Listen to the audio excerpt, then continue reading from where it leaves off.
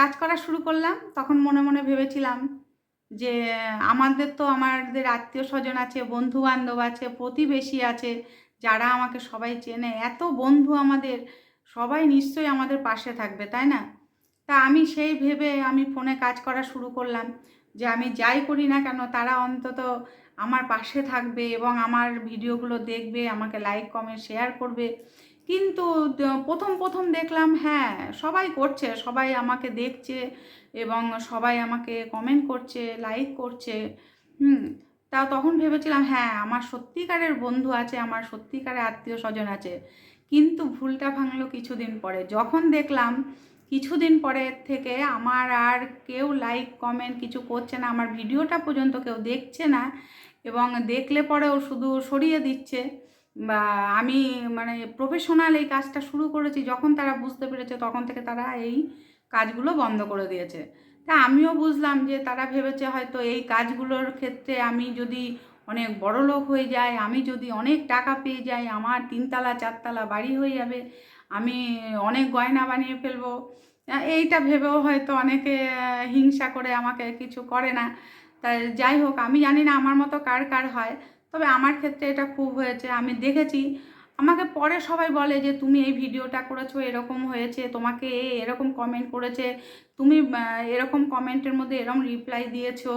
তা আমি মনে মনে ভাবলাম যে তাহলে তোমরা দেখেছো আমি যে ভিডিওটা করেছি, আমি কি আমাকে কে কমেন্ট করেছে, আমাকে কে লাইক করেছে, সেগুলো তোমরা দেখেছো, অথচ আমাকে দেখে আমার ভিডিওটা তোমরা দেখোনি আর আমাকে লাইক কমেন্টও করনি। মনে মনে ভাবলাম, আমি আর তাকে কিছু বলিনি। তাই তাই ভাবলাম যে তোমরা আমাকে কে কমেন্ট করছে, ভালো কমেন্ট করছে না খারাপ কমেন্ট করছে, আগ্রহ করে সেটা দেখছো, অথচ আমার ভিডিওটা তোমরা কেউ দেখছো না। তখনই তো বোঝা যায় না সে যে আমার পাশে নেই, বা আমি যে কাজটা করছি তাতে তারা খুশি ন। এবার সে আমার আত্মীয় স্বজনই হোক, আমার বন্ধু বান্ধবী হোক, বা আমার প্রতিবেশী হোক।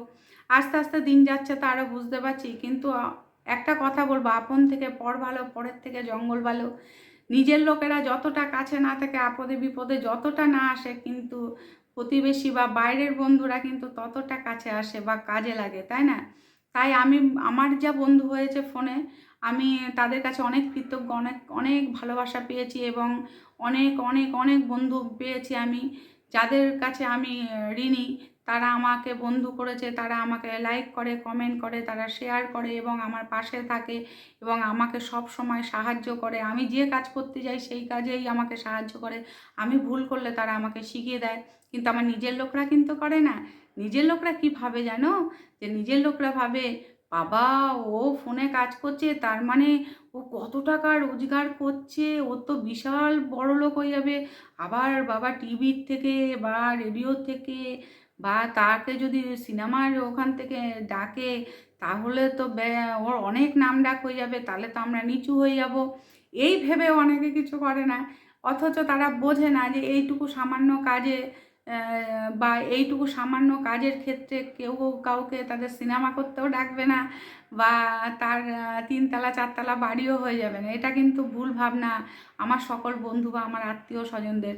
তাই বলবো, কেউ হিংসা করো না, সবাই সবাইকে ভালোবাসো। আমার বাইরের যা বন্ধু আছে, আমার ফোনের যা বন্ধু আছে, সবাইকে আমার ভালোবাসা এবং সবাই আমাকে ভালোবেসো। আমরা সবাই সবার পাশে থাকবো এবং আনন্দ করে আমরা কাজ করে যাব।